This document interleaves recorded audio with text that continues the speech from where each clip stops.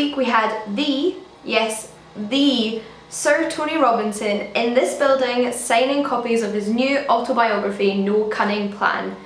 900 copies to be precise. I'm in the process of, would you believe, signing my name 900 times. I don't know how they get them to do it. If you've grown up watching British television, then you'll probably recognise his face, either from his portrayal of the Sheriff of Nottingham in Maid, Marion, or perhaps as the manservant with a cunning plan in Blackadder, or even as himself trudging through trenches on Time Team, enthusiastically sharing with us all the joys of archaeology. And not only is he a familiar face on most of our screens, he's also the author of countless history books for children and even a few for adults. Not to mention the fact that he's a seasoned director and stage actor. One of his earliest performances was as the Artful Dodger in the first ever production of Oliver the musical at what is now the No Coward Theatre in London. Born in London, he's even a graduate of the Central School for Drama. But if you'll allow me to talk about myself for a moment, Tony Robinson had a massive impact on me as a child, and Time Team is one of the major reasons I ended up at Edinburgh University doing an archaeology degree, and I can say the same for a lot of the students I studied alongside. So naturally I had to seize the opportunity to sit down and have a little chat with the man himself, and perhaps even find out what the man who says he has no cunning plans secret is. I did want to ask though, because I feel like so much of your career is about telling other people's stories, whether you're playing them in television or on stage, or if you're writing history books. And in contrast with that, what was it like telling the story of Tony Robinson? I think that's a very good story actually, because I had to make it the story not of me but of Tony Robinson. I had to objectify it, if you'll excuse the Ponzi language, and find a language to tell my own story. And that was very easy when I was a child, and when I was a child actor and doing daft things with Hollywood stars as a kid. But when it came to a lot of the later stuff, family stuff and just stuff that I did as an adult, I really had to push my own feelings away and go, so how did that character, who is me, feel at that particular time? And in fact, doing it that way, it actually becomes much more authentic. One of the things that I think is very clear in the book, and is just clear to anybody that's really followed any of your work, is how varied your career is. You've done so many things. You're an actor and a director and a historian, and it's very exciting. And I'd love to know what it is you love about having such a varied career. I love stuff. I love stuff. I've got an old hippie friend who says there are no boring things, because every single thing is part of this great adventure of life. What there are is boring ways of talking about things. I thought maybe I would ask, purely for myself, what is your favourite and what is the weirdest thing that you found on a dig?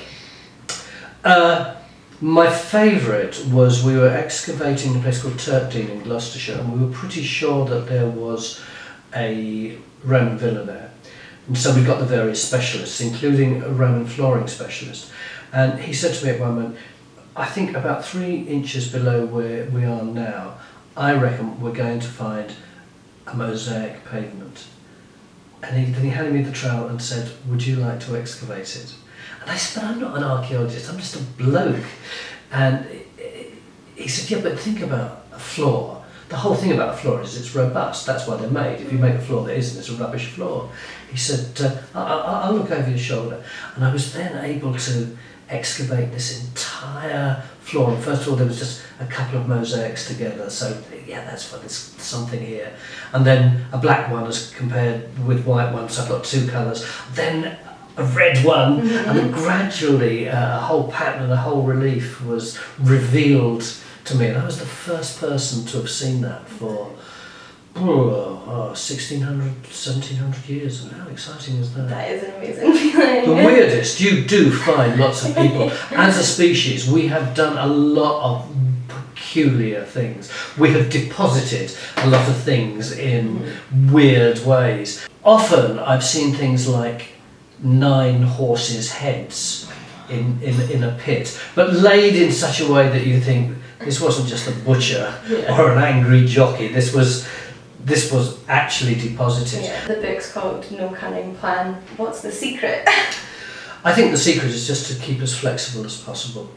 That same hippie friend once said to me, always plan but never plan on your plans, and I think that's a really sensible thing to say. Always develop strategies for what looks like it's coming up, but actually something completely different will probably turn up, and you've got to be flexible and also enjoy it, enjoy this new thing.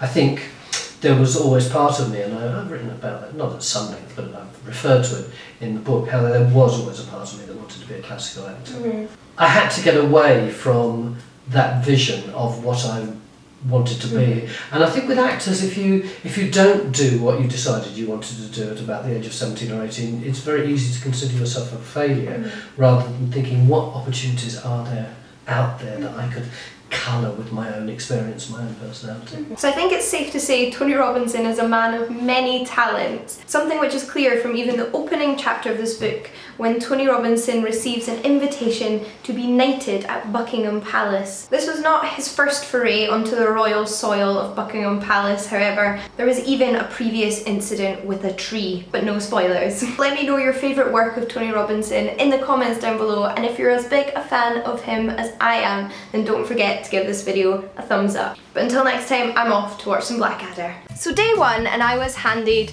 this book, Sad Animal Facts by Brooke Barker. I was overcome by an unquenchable need to go out there and cheer up some animals. I've heard about your little problem, but don't worry, I've brought you some mouthwash.